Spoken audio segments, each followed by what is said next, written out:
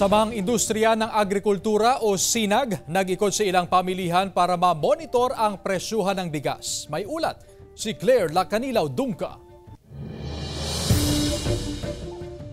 Nag-ikot sa ilang bentahan ng bigas sa pamilihang bayan ng Mangaldan, Pangasinan ang samahang industriya ng agrikultura kaugnay sa presyuhan ng bigas. Ayon sa SINAG, bumaba ng 2 piso kada kilo ang ilang klase ng bigas sa ilang rice retailers. Umaabot sa 47 hanggang 50 pesos ang presyo ng kada kilo ng well-milled rice, habang nasa 43 to 44 pesos naman ang presyo ng regular milled rice. Kaugnay ito sa mainit na usapin ng locally produced rice at pagpasok ng mga imported na bigas na maaring makaapekto sa presyuhan.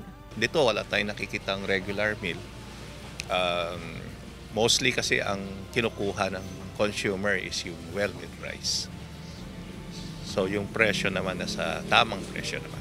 Pero malayo pa rin ang presyo ng bigas ngayon sa palengke, sa 29 pesos per kilo na ibinebenta sa mga kadiwa on wheels. Bagay na hati ang reaksyon ng ilang rice retailers kung kakayanin na maibaba sa ganitong halaga ang presyo ng bigas sa merkado. Gusto rin namin na ganun. Para maubos, para kawawa yung mga kababayan natin. Kawawa yung mga farmers, ganun.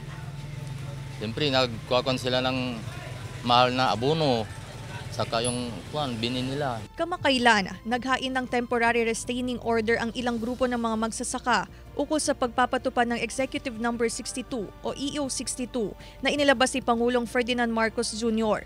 para sa pagpapababa ng taripa ng mga imported rice. Mula sa kasalukuyang 35% na singil sa taripa, ibinaba ito sa 15%.